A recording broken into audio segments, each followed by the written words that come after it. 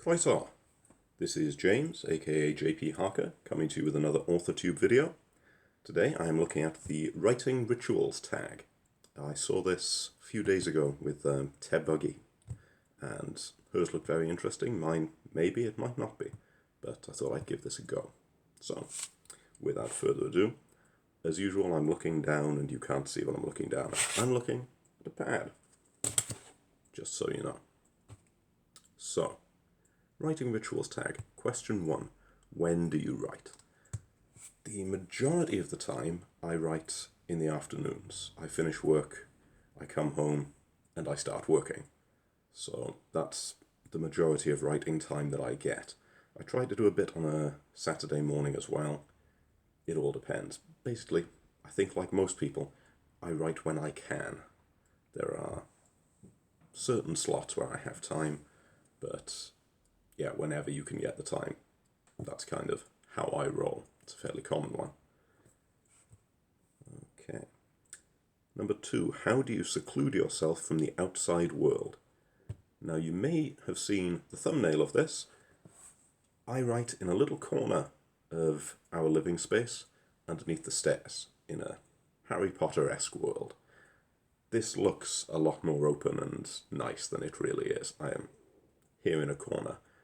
So it's not secluded exactly, but I'll put the headphones in, and that's as secluded as you can get in a house the size of mine, where downstairs is basically one big room. But it's worked so far, so I think that's okay. Oh, and I have noted it keeps me out of the wife's way. That's a very important thing to keep in mind when writing. Question 3. How do you review what you wrote the previous day? Now, I don't tend to review things the next day. What I tend to do is, by the chapter or the chapter segment, I will give it a read through as soon as I've finished with it, and I'll then leave it for a bit. And I'll do a full review per act. So at the moment I've just finished Act 1 of one of my work in progresses, so I'm doing a full review of all the chapters in that. And I find that works for me. You're going through it not just in the context of that chapter, because I know the context of that chapter. I'm looking at it in the context of the rest of the act. And of course, once all 3 acts are done, you do your Act 3, then you go back and you do Acts 1 through 3, and then the long process of reading and rereading and rereading and rereading and obsessing begins, and the wonderful hashtag #amediting comes in. But yes, long story short, I don't look the next day. It tends to be at least a couple of days, and often a couple of weeks, and I'll then review what I've written then. That's that one. Question 4. What song is your go-to when feeling uninspired? Now, to inspire writing, as in while I'm at it, I like film soundtracks, and they're often to sort of fantasy films. I'm a fantasy writer, so it's things where you wish this was a soundtrack to your book being made into a film, that sort of thing. So obviously I love the Lord of the Rings soundtrack, I love the Game of Thrones soundtrack. It's not strictly fantasy, but I like the old King Arthur soundtrack, the Clive Owen film. I love Gladiator soundtrack, stuff like that. That's for when I'm actually working. If I'm in a bit of a funk and I want something to sort of lighten my mood, you can't go wrong with Queen, and a close second to that is Duran Duran. Yes, the 80s was the best decade ever. I will not hear it said otherwise. No argument. Yeah, short answer to question 4.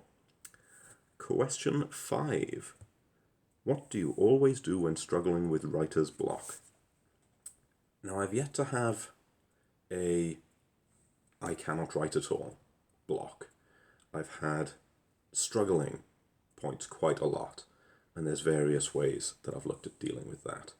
A common thing I do is I'll either look at a different work in progress as a sort of palate cleanser, or something that is always fun is, instead of trying to actively write the story, I'll look at the backstory, because I love inventing the history for the worlds that I've made.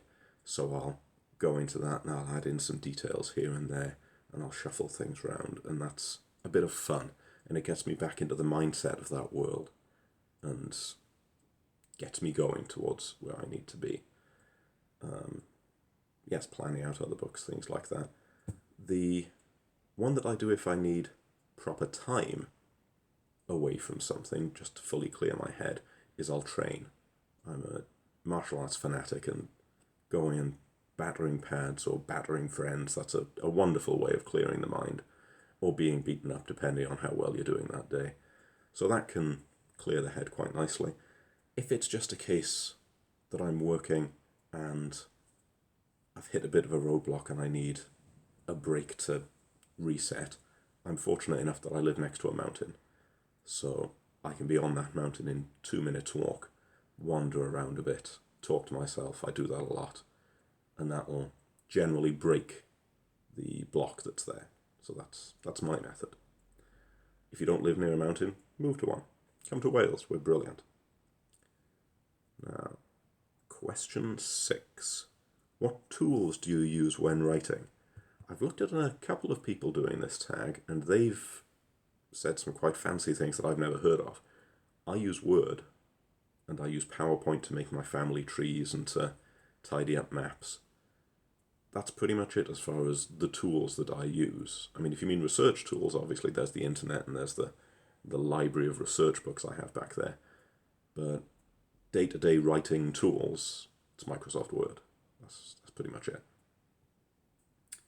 Question 7. What's the one thing you can't live without when writing?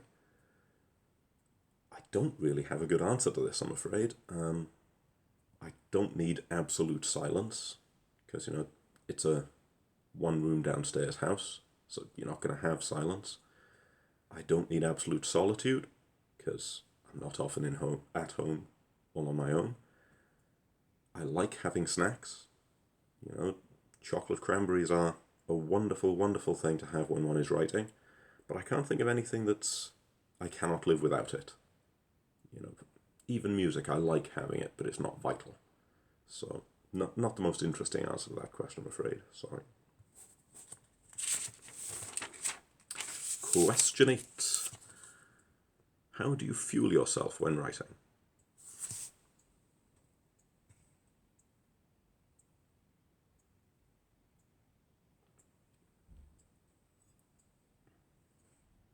Question 9.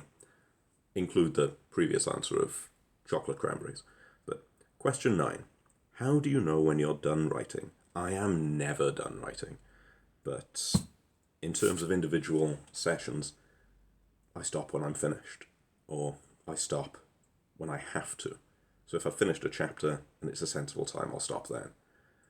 But as a rule, I don't tend to set daily goals. I know a lot of writers do.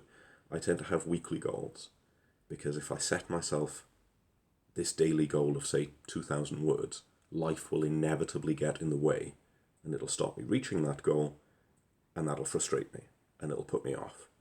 Whereas if I think, well, by the end of this week, I have to have finished chapter 7 and started chapter 8, or I have to have planned out Act 2, that's something where there's a little bit more leeway. You can overtake yourself or catch up as needed.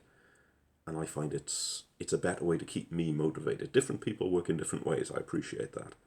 But that's how I do it, because I write until it's time to cook, or until it's time to go out, or until it's time to sleep. Setting session goals has never really worked for me. So that's how I do it. You can take it as advice, you can take it as what a fool he is for not doing it my way.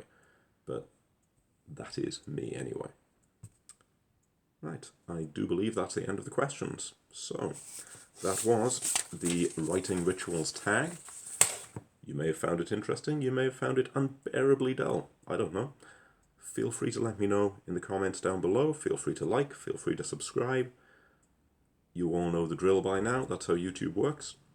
This has been JP Harker, thank you for watching. I shall see you again. Hwyl fawr.